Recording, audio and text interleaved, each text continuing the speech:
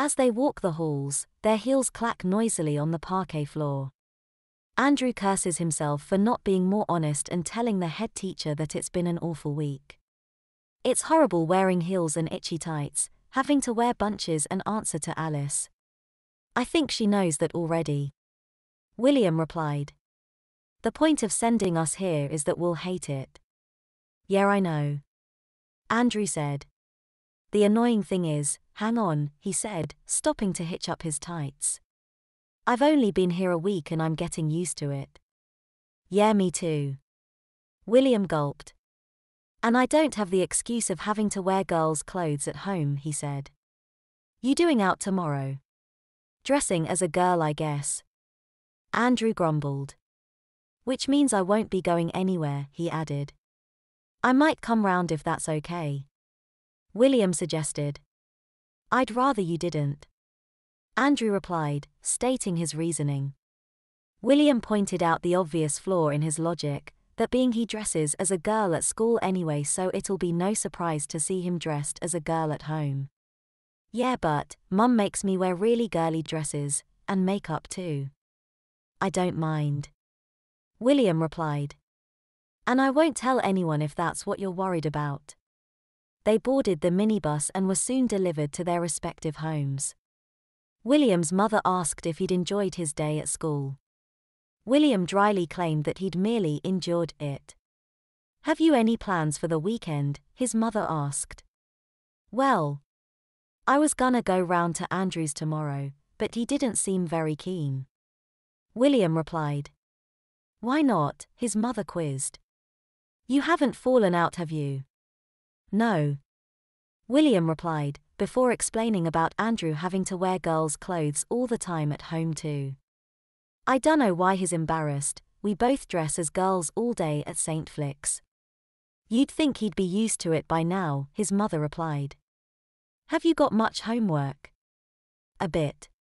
William replied. It shouldn't take me long. Don't forget you've got to practice your ballet too, his mother reminded him. William groaned. He had forgotten about that.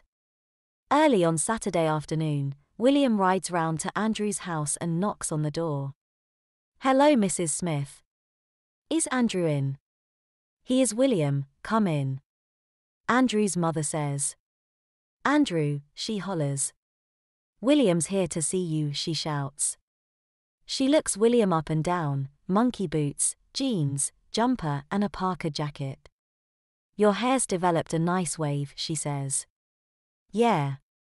William bashfully replied, shyly thumbing the ends of his hair. Mum puts it in plaits for school. Yes, Andrew said. I think he'd rather have plaits too, but I like him in bunches, she replied. William, she hollered again.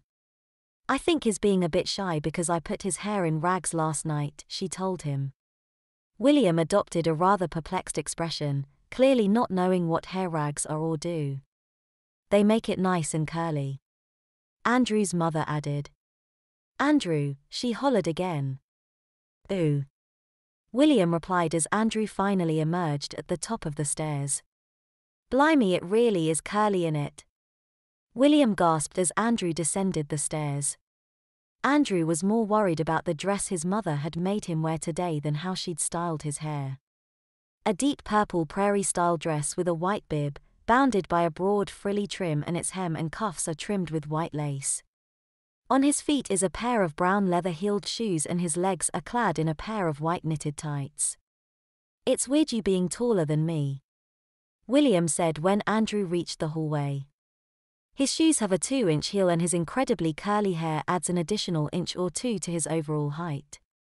His lips are painted in a pale pink shade of lipstick and his eyelashes are coated in thick black mascara. Doesn't he look nice? Andrew's mother gushed. Yeah. William replied. Why don't you boys sit in the parlor? Andrew's mother suggested. I'll fetch some refreshments.